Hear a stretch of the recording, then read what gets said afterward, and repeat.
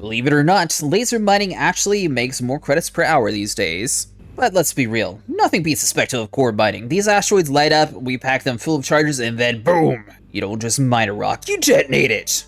So today, I'll be showing you exactly how to pull off these cinematic core explosions in Elite Dangerous, from spotting fissures to planting charges, and making sure you don't waste the detonation. Greetings, Commanders. Today, we're going to be going over core mining. There's a few things that we're going to need on site of our ship, so we're going to be going over a quick overview for the outfitting. Now, the subsurface missiles, this is for a later on video, but if you're wanting a full-on mining experience, I would go ahead and slap these on for your core mining ship. Now, you are 100% going to need a seismic charge launcher. This is what's going to be used to shoot the cores and break them open.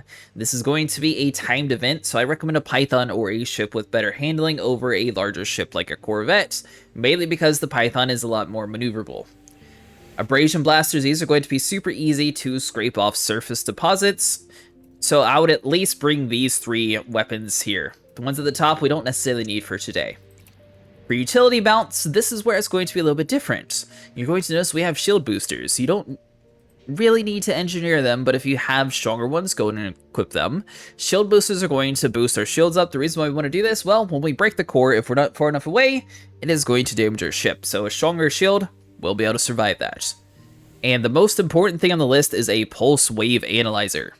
So this is going to be how we ping the asteroids to see if they have anything inside of them. As long as they're glowing, though we know it's going to either have a core, a surface deposit, or a subsurface. Now for core internals, basically it's going to be the exact same setup that we had for laser mining. If you missed that video, I'll link it, but now engineering wise for your power plant, it doesn't matter which modifications you have on it. So if you want to have a little bit extra power, you can go with overcharged, plant, and monstered.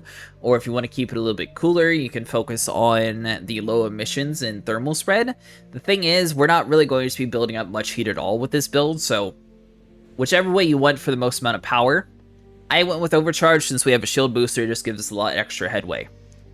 Thrusters, once again, this is more of your personal preference. You can have anything else. I always have dirty drive tuning and drag drives because it gives us the most speed, but that's totally up to you. Same with your SCO drive. I always recommend at least the SCO, and the pre-engineered SCO gives you a lot better jump range. The 4D life support, this is going to allow you to have a little bit less time for safety, but it's going to weigh less, which means it'll increase your jump range. Power distributor, we're going to be going with a weapon focus super conduit, so this will be the same one that we used in the laser one. Sensor, we're going to go with the 6A, and the fuel tank's just default. For optional internals, we're going to go with 3 different cargo racks. You can swap some of these out if you're just going to be going for cores. It's not necessarily going to get you the most yield, but the thing is, you want to make sure you have enough capacity to hold all of your limpets. We have a 5A limpet collector, a 5A shield generator. The shield, once again, is going to keep it from having us take up severe damage when we do crack open the core. We have a 3A collector controller and a 3B operations limpet. The reason why you go with operation limpet is it has 4 max active limpets at a time, so you'll be able to squeeze that a little bit more. And then last but not least, we have a 3A prospector. We go with the A-class prospector since they're always going to give you a higher yield. And then a 2A refinery is fine for this. With a detailed surface scanner. If you forgot your detailed surface scanner, you're not going to be able to see the hotspots in the rings, so that's going to be a little bit harder to actually identify where we're going. So you're trying to find cores inside of Elite Dangerous. Well, there's a couple different ways of doing it. So ED Tools will point you towards different hotspots, which I'll have a link down to that website down below. But another good way of doing it is just finding any high metal content ring or an icy world ring. They'll have a little bit higher chance of having the cores, but there's one thing to keep in mind. Cores are going to be tied to all commanders through a update cycle. So, for example, why are we going to be going to Capricorn BB1? This is one of the most popular places for platinum. Well, you don't necessarily have to go to the platinum spot. You can go over to Monzonite, which is also going to have cores, or you can just pick a platinum spot on the edge of the ring. Most people are going to immediately be going for the double platinum spot. So for example, today, we're going to be going to the platinum spot on the far outer edge. This allows us a higher chance of finding cores that other commanders haven't gone to yet. You can also go for void opals and everything else. It's just depending on what you're actually searching for.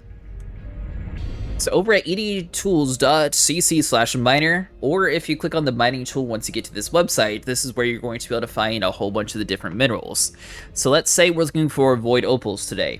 Well, it's going to pop up this list here, and it'll say where to sell, and it'll show roughly current price. Some of these are going to be updated 3 days ago, it's depending on commanders that actually have their stuff turned on to update it for the community. But let's say we're wanting to mine them, so we click list of known hotspots for void opals. This is going to pop up where we can actually search for them, minimum hotspots, and it'll say the density of how much you're actually going to be able to find.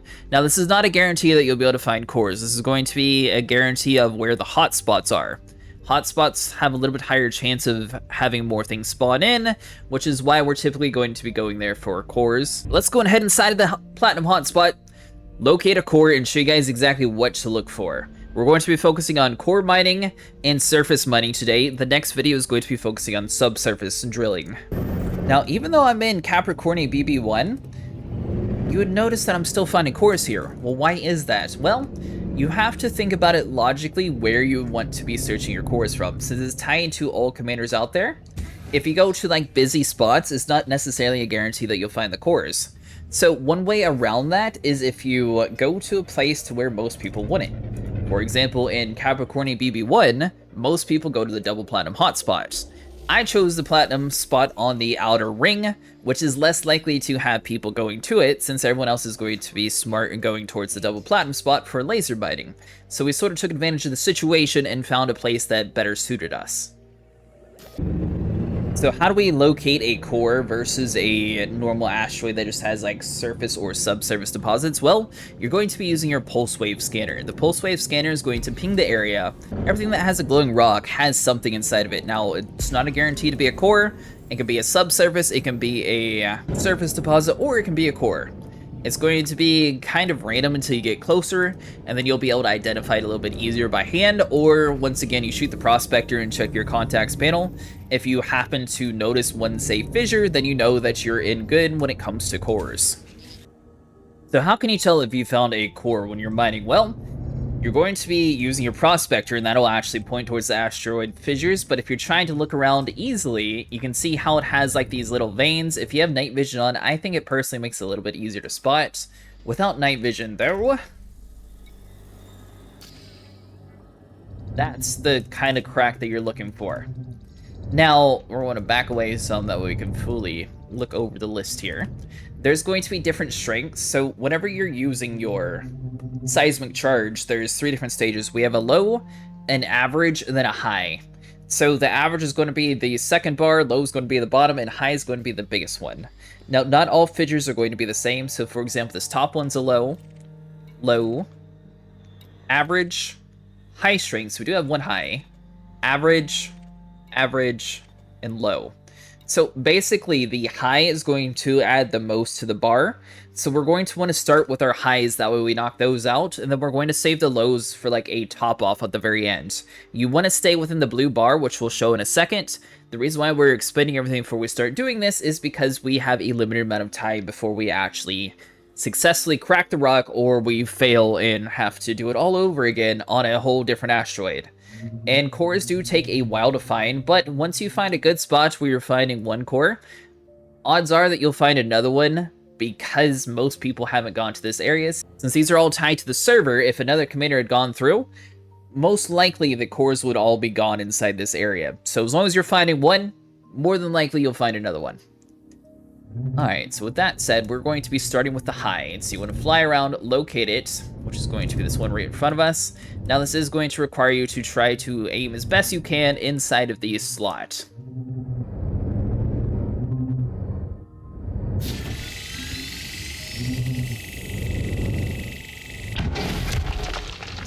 And as you see, we have one locked in and secured.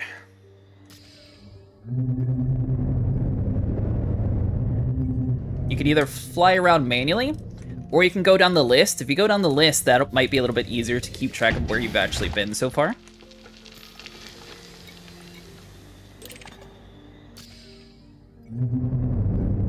Because you do want to make sure that you're getting enough of the fissures, and keep track of the average and lows.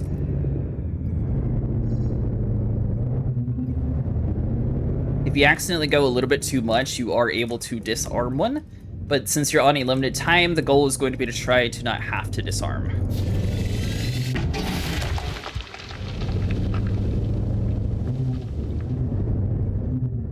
Now you see we have the blue check mark. That means we are good to go. So you want to back away about 1 kilometer away. This is why we have a shield in our shield boosters.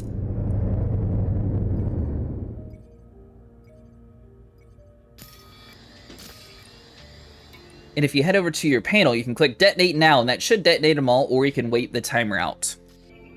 Easy way to tell if you're about 1 kilometer away is as long as you're still targeting a fissure, it should be roughly about 1 kilometer away from you. Detonation successful! And as long as you've done it, you'll notice the asteroid gets destroyed. Once again, these are tied to all commanders in the universe, and it gets reset every single maintenance cycle. So if someone else has cracked a core, unfortunately, you're not going to be able to get the same one. So like this one, it'll respawn again once the next recycle goes. And look at all the platinum we just got from that core. That is amazing. And this is why I recommend bringing your abrasion blasters and your displacement missiles. Since you're going to be cracking cores anyways, this is going to allow you to have more opportunity to grab everything that we need. So the abrasion blasters, those are going to be the ones that are going to open up the surface deposits, and then the subsurface deposits are going to be for the displacement missiles.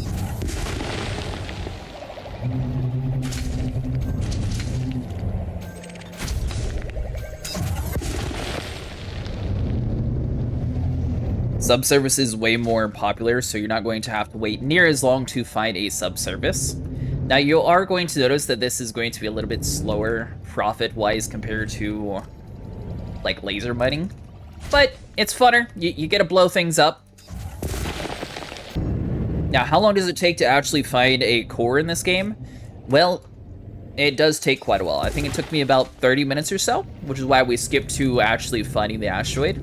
Use your pulse wave scanner and you'll be able to highlight all of the glowing rocks, but unfortunately that does not guarantee that you'll have a core. The only way you'll know for certain if you have a core is if you see that crack that we showed you earlier on in the video. And the best way to see if you still have more stuff to fly around to grab is by checking your contacts panel. If you fail your first core mining, that's okay. It does take a little bit to get used to like fly around the asteroid and get everything in the exact perfect spot. So you're not alone. If you mess up, you'll be able to find another one. You got this, Commander. Now, for anyone curious, inventory-wise, out of that one asteroid we cracked open, we got 17 platinum. I hope this guide helped you guys find some cores inside of Elite Dangerous. That's going to be it for today, Commanders. Make sure you like and follow for more, and I'll see you guys in the next one.